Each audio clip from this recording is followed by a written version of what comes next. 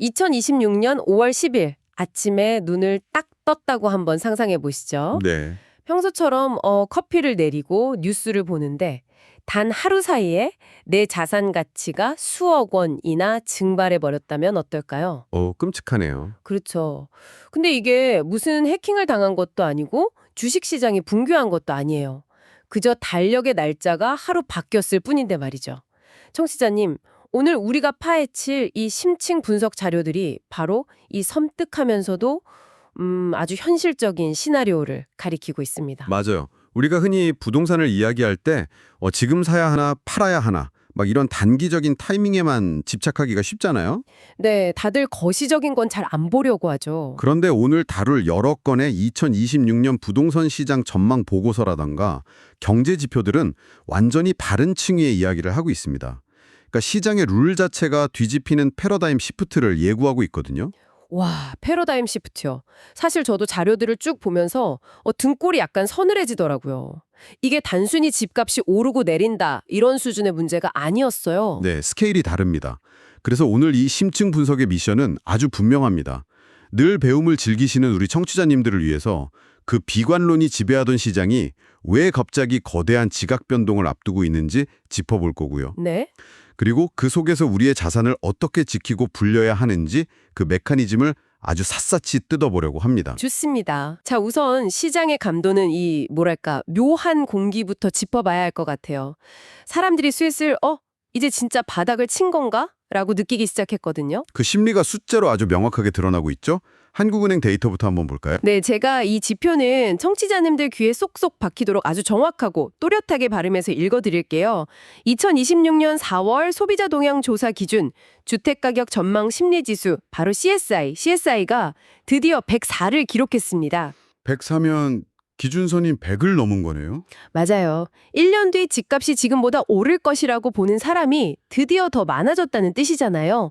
게다가 물가 상승률이 2.2%로 안정화되면서 한국은행이 기준금리의 빗장을 풀기 시작할 거란 기대감이 시장에 쫙 퍼지고 있어요. 여기서 흥미로운 점은요. 방금 말씀하신 그 금리 인하와 심리 회복이 일종의 금융적인 모멘텀이라는 겁니다. 금융적인 모멘텀이요? 돈이 돌기 시작한다는 뜻인가요? 그렇죠. 그런데 이 흐름이 곧 닥쳐올 아주 기형적인 물리적 한계와 정면으로 충돌하게 됩니다. 물리적 한계라면 네, 이 두 가지가 맞물리면서 시장에 아주 완벽한 폭풍을 만들어내는 거죠. 물리적 한계라는 게 흔히 말하는 공급 부족을 말씀하시는 건가요? 맞습니다. 솔직히 이 공급 부족이라는 말은 부동산 기사에서 너무 자주 봐서 사람들이 약간 무감각해지는 경향이 있거든요. 양치기 소년 같잖아요. 이거는 체급이 완전히 다릅니다. 데이터가 보여주는 현실은 그야말로 절벽, 급경사 입주 절벽에 가깝습니다. 어느 정도길래요? 2026년 전국 아파트 입주 예정 물량이 약 18만 3,124가구로 집계가 됐어요. 이게 13년 만에 최저치인 것은 물론이고요. 13년만요? 네, 바로 전년도인 2025년과 비교를 해봐도 무려 77.5% 수준으로 뚝 떨어진 수치입니다. 근데 진짜 심각한 건 이 숫자의 분포예요. 지역별 분포요? 저도 서울 데이터를 보고 제 눈을 좀 의심했습니다. 2026년 서울 입주 물량이 18,475가구예요. 전년의 딱 절반이죠. 네, 맞아요. 게다가 2027년이 되면 이게 10,000가구 밑으로 추락해버리잖아요. 아니, 서울 1,000만 인구의 새 아파트가 1년에 10,000개도 안 들어온다는 건데 이게 시장에서 구체적으로 어떻게 작동하게 됩니까? 이걸 이해하시려면 우리나라 부동산 시장의 아주 독특한 구조인 전세 메커니즘을 보셔야 해요. 전세요? 네, 새 아파트 입주가 이렇게 뚝 끊기면 가장 먼저 타격을 받는 건 매매가 아니라 전세 시장입니다. 신규로 공급되는 전세 물건이 아예 씨가 마르니까 전세값이 가장 먼저 튀어오르죠. 세입자들 입장에서는 들어갈 집이 없으니까 선택지가 엄청 좁아지는 거군요. 그렇죠. 전세값이 막 너무 오르니까 감당을 못하고 어쩔 수 없이 반전세나 월세로 밀려나는 전세의 월세화 현상이 막 가속화됩니다. 요즘 진짜 그런 분들 많잖아요. 맞아요. 그럼 매달 나가는 월세 부담이 커지면 실수요자들의 심리가 어떻게 변할까요? 이 돈 낼 바에야 차라리 그냥 대출 팍 받아서 집을 사버리자 이렇게 바뀌겠네요. 바로 그겁니다. 즉 턱 밑까지 차오른 전세값이 매매 가격을 강하게 밀어올리는 지지대 역할을 하는 거죠.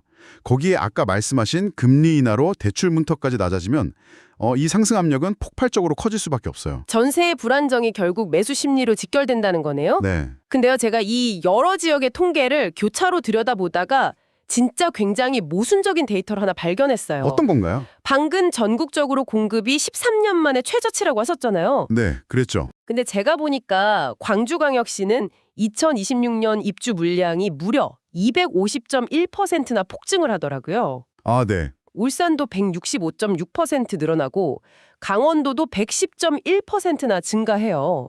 아니, 서울은 지금 집이 없어서 난리인데 왜 지방 광역시들은 갑자기 이런 물량 폭탄이 쏟아지는 걸까요? 부동산은 금리라는 배를 타고 전국이 다 같이 움직이는 거 아니었나요? 와, 이거 중요한 질문을 던지게 하네요. 청취자님들도 이 지점을 진짜 유심히 보셔야 합니다. 이 모순적인 데이터야말로 2026년 시장을 지배할 가장 무서운 키워드를 보여주거든요. 그게 뭡니까? 바로 극심한 수급 양극화 현상입니다. 수급 양극화요? 네, 과거처럼 전국이 한꺼번에 다 같이 오르고 내리던 대세 상승장이나 하락장의 시대는 완전히 끝났어요. 철저한 옥석 가리기가 필수적인 시대가 온 거죠.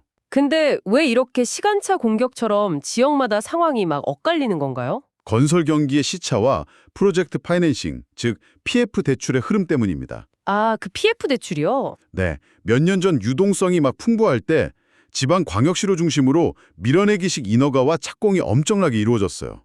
그 물량들이 공사기간을 거쳐서 하필 2026년에 한꺼번에 쏟아져 나오는 거죠. 반면에 서울은요?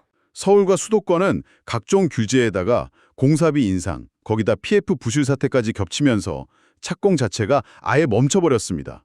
그 청구서가 입주 절벽이라는 형태로 서울에 팍 날아오는 거고요. 와, 똑같은 2026년이라는 시간표 안에서 어디는 목이 말라 죽어가고 어디는 댐이 터져서 물난리가 난 셈이네요. 그러니까요. 그래서 무작정 금리가 내리니까 부동산이 좋아질 거다 이렇게 뭉뚱그려 접근하면 정말 큰일 납니다.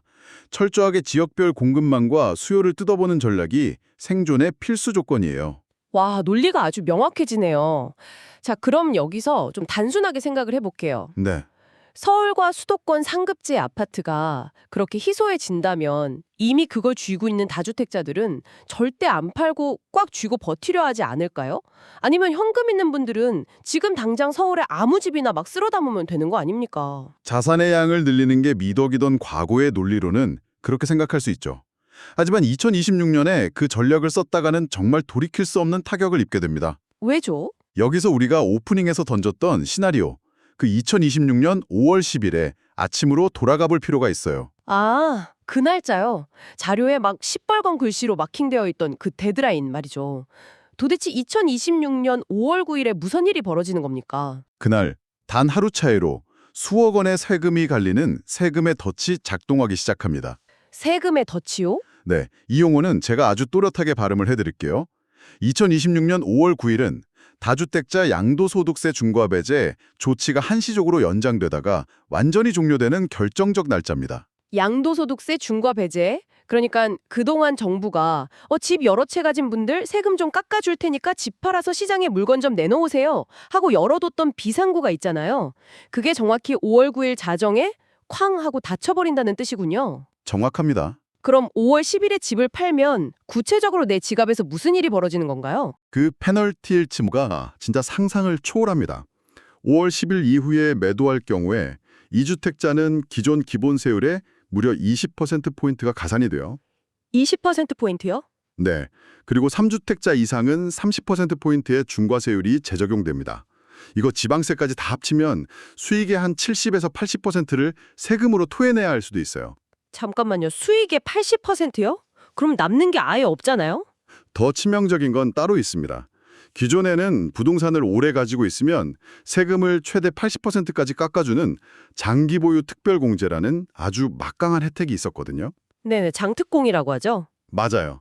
그런데 다주택자 중과세가 적용이 되면 이 혜택마저 원천적으로 배제될 가능성이 매우 높습니다. 와, 이해가 확 되네요. 그러니까 내가 집을 10년 넘게 가지고 있어서 10억이 올랐다고 가정을 해볼게요. 네. 원래 장기 보유 특별공제를 받으면 이익의 20%, 그러니까 2억에 대해서만 세금을 내면 되는데 5월 10일이 되는 딱 그 순간 공제는 싹 다 날아가고 10억 전체에 대해서 최고 70%가 넘는 징벌적 세금을 맞을 수도 있다는 거잖아요. 그렇죠. 이건 세금이 아니라 그냥 몰수 아닙니까? 단 하루 차이로요. 게다가 파는 것뿐만 아니라 보유하는 것 자체도 엄청난 고통이 됩니다. 제가 이 세금도 정확하게 짚어드릴게요. 종합부동산세, 즉 종부세도 20억 이상의 고가 구간이 아주 세분화되면서 누진 효과가 훨씬 강해지거든요. 아, 가만히 쥐고 있어도 세금이 폭탄이네요. 게다가 자금 출처에 대한 정부의 감시망도 전례 없이 촘촘해진다는 게 보고서들의 공통된 분석이에요. 청취자님, 비유하자면 이게 일종의 의자 뺏기 게임 같은 거네요? 의자 뺏기요? 네, 근데 그냥 의자가 아닙니다. 내가 깔고 앉아있는 게 현금을 무한대로 빨아들이는 시한폭탄인 거예요. 음악은 정확히 2026년 5월 9일에 딱 멈추는데 그때까지 이 폭탄을 누군가에게 넘기거나 내다 버리지 않으면 내 자산 전체가 통째로 날아간다는 뜻이잖아요. 아주 정확한 비유입니다. 폭탄 의자. 그래서 자산 재편이 그 어느 때보다 시급한 거예요. 무조건 버티는 게 답이 아니라 내 포트폴리오를 해부해서 버릴 것과 지킬 것을 진짜 뼈를 깎는 심정으로 분류를 해내야 합니다. 그럼 여기서 가장 핵심적인 질문이 나오네요. 도대체 내 포트폴리오에서 무엇을 끄집어내서 5월 9일 이전에 가장 먼저 내다 버려야 할까요? 처분 1순위 리스크 자산 리스트가 뭡니까? 첫 번째 뇌관은 과거에 수익형 부동산으로 포장되었던 자산들입니다. 수익형 부동산이요? 네. 그중에서도 제가 이름까지 정확하게 발음해 드릴게요. 수도권의 지식산업센터입니다. 아, 지식산업센터. 불과 한 3, 4년 전만 해도 이거 완전 수익률 황금알을 낳는 거위라고 난리였잖아요. 규제도 다 피할 수 있고 대출도 80%, 90%까지 시원하게 나온다면서.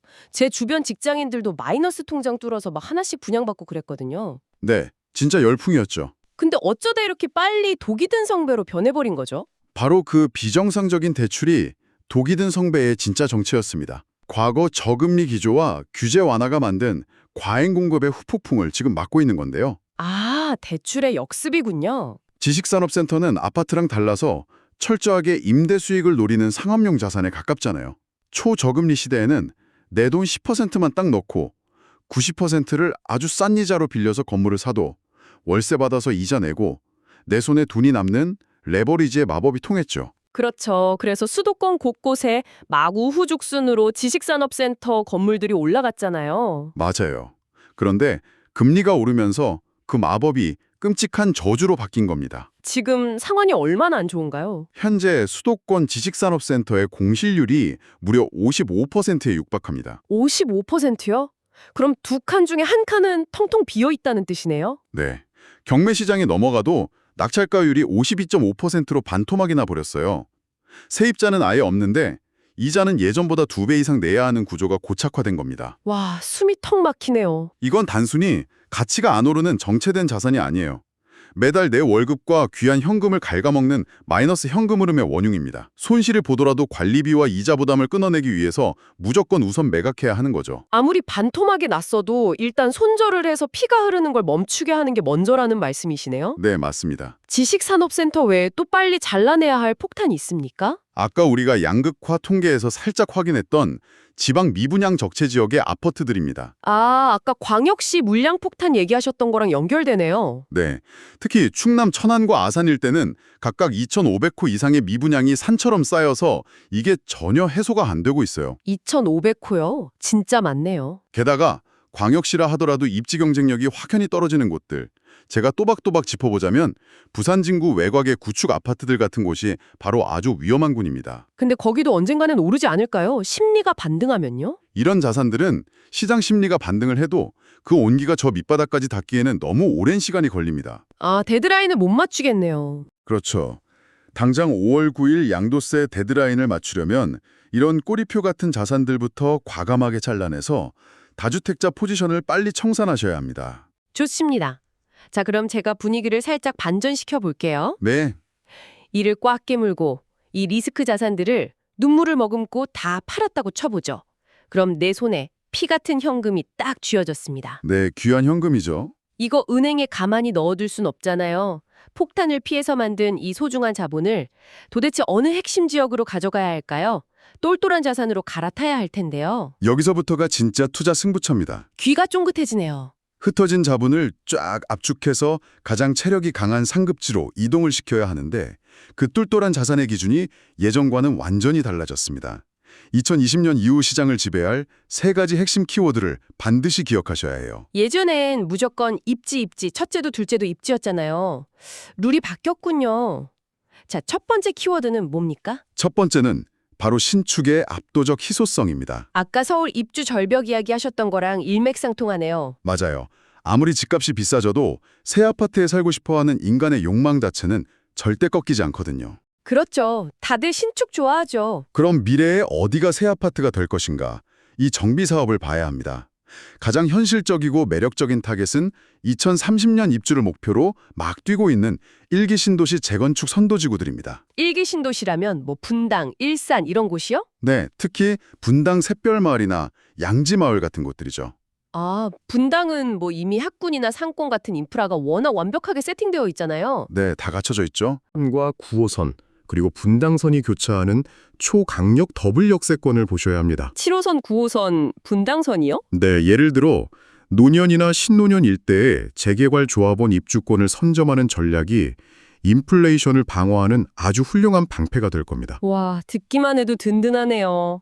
신축이 첫 번째라면 두 번째 키워드는 뭔가요? 부동산의 영원한 진리죠. 바로 양질의 일자리와 산업입니다. 일자리 중요하죠. 그런데 그냥 일반적인 중소규모 공단이 들어서는 수준을 말하는 게 아닙니다. 국가의 명운을 건 어마어마한 자본이 쏟아지는 곳을 봐야 해요. 이번 전망 보고서 자료들에서 가장 눈에 띄는 핫스팟이 있습니다. 발음 정확히 해드릴게요. 바로 용인 처인구 일대의 반도체 메가 클러스터입니다. 아, 용인 처인구. 삼성과 SK가 1,000조 원을 투입한다는 그 어마어마한 프로젝트 맞죠? 네, 맞습니다. 1,000조 원이라는 돈이 도대체 어떤 변화를 만드는지 그 메커니즘을 한번 머릿속으로 상상해 보셔야 합니다. 1,000조 원이면 감도 안 오네요. 이게 그냥 허허벌판이나 공장 건물만 덜렁 지어지고 끝나는 게 아니에요. 수만 명의 고소득 연구원과 엔지니어들이 그 지역으로 막 쏟아져 들어옵니다. 아, 인구 유입이 엄청나겠네요? 그럼 그 사람들이 밥 먹을 식당, 아이들 보낼 학교, 병원, 도로가 쫙 깔려야 하잖아요. 거대한 하나의 자족적인 경제 생태계가 새로 탄생하는 겁니다. 와, 돈이 도는 물리적인 규모가 아예 차원이 다르군요. 실제로 용인 처인구 일대의 지가 상승률이 4.1%로 전국 최고 수준을 이미 찍었어요. 4.1%요? 여기서 더 똑똑한 자본들은요, 1차 타겟인 공장 부지 주변뿐만 아니라 이 고소득층이 실질적으로 거주하면서 생활 인프라를 누릴 배후 주거지로 눈을 돌립니다. 배후 주거지라면 구체적으로 어디를 말씀하시는 건가요? 제가 귀 쫑긋하고 듣고 있습니다. 제가 지역명 또렷하게 불러드릴게요. 용인 고림, 그리고 평택 고덕, 마지막으로 기존 인프라가 아주 탄탄한 수원 영통 같은 곳들입니다. 이곳들이 엄청난 낙수 효과를 쭉 빨아들여 흡수하게 될 거라는 보고서에 일치된 분석입니다. 일자리가 사람을 부르고 그 사람이 다시 돈을 부르는 완벽한 긍정의 사이클이네요. 자, 그럼 마지막 세 번째 키워드는 뭡니까? 시간의 단축, 즉 GTX로 대변되는 광역교통망 혁명입니다. GTX요? 네, 이건 단순히 거리를 좁히는 게 아니라 심리적이고 물리적인 시간 자체를 확 좁혀버리는 겁니다. 이 부분은 저도 완전 공감해요. GTX는 진짜 타임머신 같더라고요. 2026년 말 개통 예정인 GTX 운정에서 서울역 구간을 한번 생각해 보세요. 파주 운정, 화성 동탄, 평택 지제 같은 곳들은 지리적으로는 서울에서 멀잖아요. 그렇죠. 꽤 멀죠. 하지만 이제 서울 도심 핵심지까지 30분대 주파가 가능해집니다. 통근 시간이 1시간 반에서 30분으로 뚝 줄어든다는 건 그 지역이 실질적인 서울의 생활권으로 완전히 편입된다는 뜻이에요. 출퇴근 30분이면 사실상 서울이나 다름없네요. 수도권뿐만이 아닙니다. 대구권 광역철도의 혜택을 직접적으로 받는 지역도 눈여겨보셔야 해요. 제가 또박또박 짚어드리자면 경북 7곡의 북삼역 일대 같은 핵심 위송도시들도 이런 교통혁명을 통해서 주거가치가 급상승할 틈새 지역으로 꼽히고 있습니다. 아, 7곡 북삼역 일대. 진짜 듣고 보니 부동산 투자의 공식이 완전히 바뀐 것 같네요. 예전엔 무조건 서울 입지였다면 이제는 양질의 일자리, 물리적 속도를 좁히는 GTX, 그리고 압도적인 신축. 이 세 가지 키워드로 똘똘 뭉친 것만 살아남는다는 거군요. 완벽한 요약입니다. 자본을 무조건 이쪽으로 모아야겠습니다. 네, 그런데요.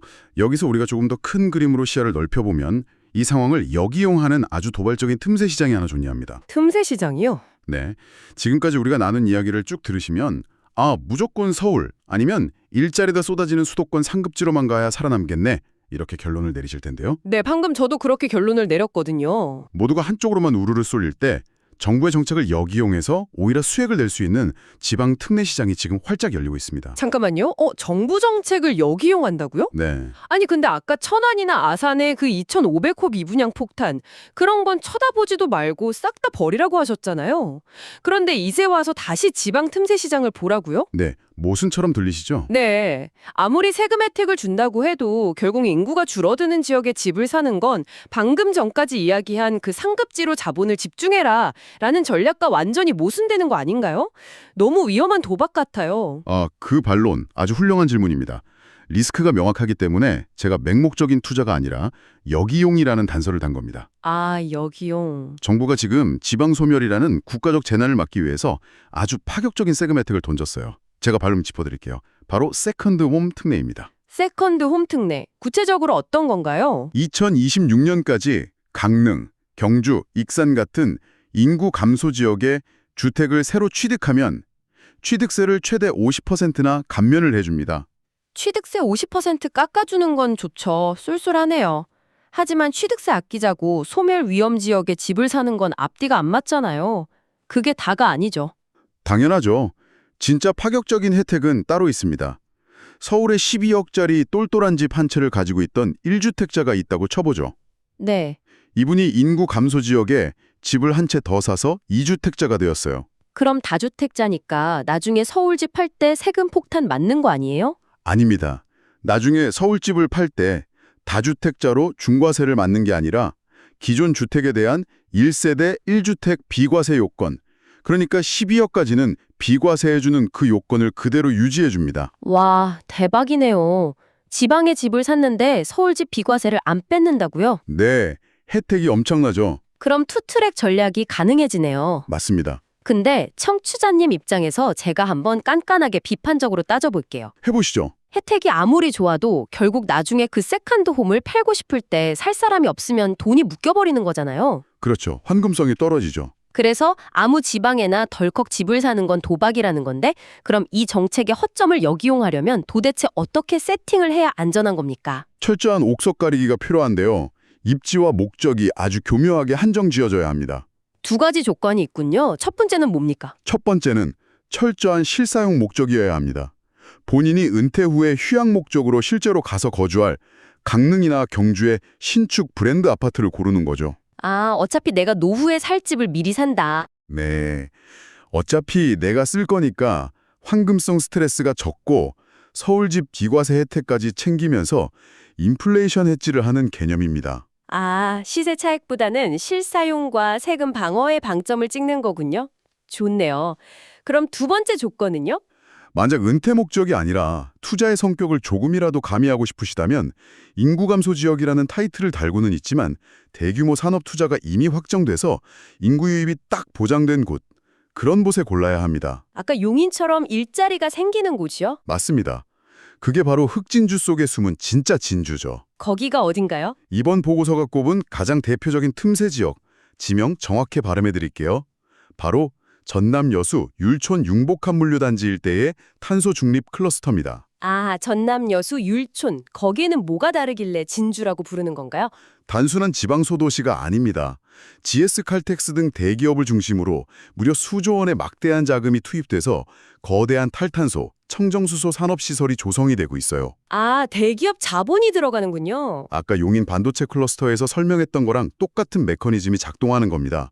고소득 일자리가 팡팡 창출되고 젊은 엔지니어들이 막 유입되면서 지역 스스로 자생력을 팍 갖추게 되죠. 아하. 이런 곳에 세컨드홈 세제 혜택까지 얹어서 들어가는 전략이어야만 리스크를 완벽히 통제하면서 실질적인 수익률을 거둘 수가 있습니다. 와, 진짜 이제야 퍼즐이 완벽하게 맞춰지네요.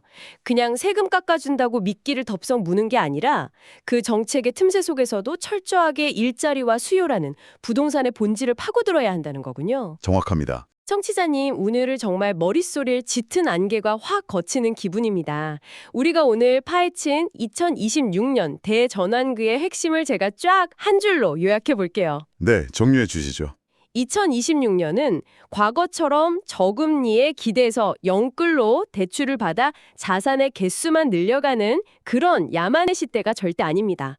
은행권의 주택담보대출 위험 가중치도 15%에서 20%로 상향되면서 돈 빌리기도 훨씬 깐깐해졌잖아요. 맞아요. 대출 심사가 장난이 아닙니다. 결국 승패를 가르는 건 자산의 개수가 아니라 질이라는 거죠.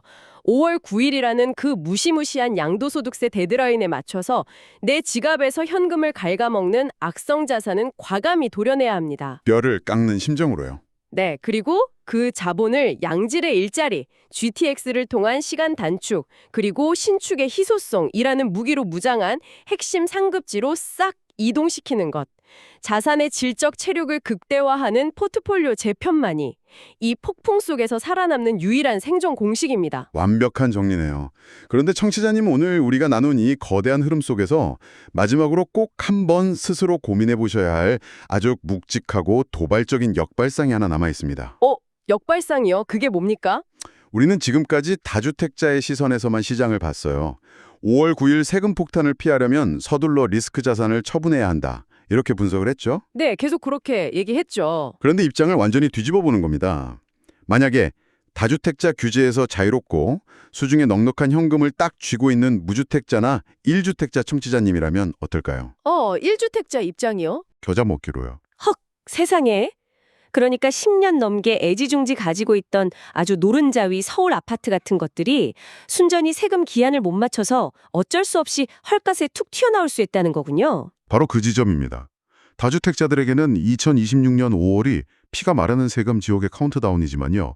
현금을 쥐고 준비된 여러분에게는 그 순간이 단기적으로 가장 압도적인, 어쩌면 다시는 오지 않을 초특급 우량 자산 할인 매수 기회가 될 수 있습니다. 와, 저 지금 머리를 한 대 세게 콱 맞은 기분이에요. 똑같은 2026년 5월 9일 자정을 맞이하는데 누군가는 포탄을 끌어안고 터질까봐 빡 벌벌 떨면서 음악이 멈추길 기다리는 반면에 누군가는 남이 급해서 훌쩍 던지고 간 가장 크고 푹신한 VIP 의자를 아주 여유롭게 주워 담는 사냥꾼이 된다는 거네요. 맞습니다. 그래서 위기가 곧 가장 큰 기회라는 거죠. 청취자님, 2026년 5월의 카운트다운은 이미 시작되었습니다. 그날 딱 음악이 멈췄을 때 청취자님은 폭탄을 쥐고 계실 건가요?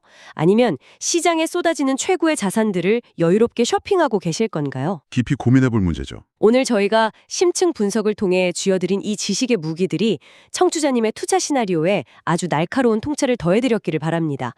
남들이 보지 못하는 이면의 진실을 찾기 위해서 늘 배움을 멈추지 않는 청취자님을 저희가 진심으로 응원합니다. 응원합니다. 네, 이번 심층 분석 시간은 여기서 기분 좋게 인사드리겠습니다. 다음번에도 머리가 찌릿해질 만큼 흥미롭고 돈이 되는 통찰로 찾아오겠습니다. 끝까지 함께 해주셔서 감사합니다.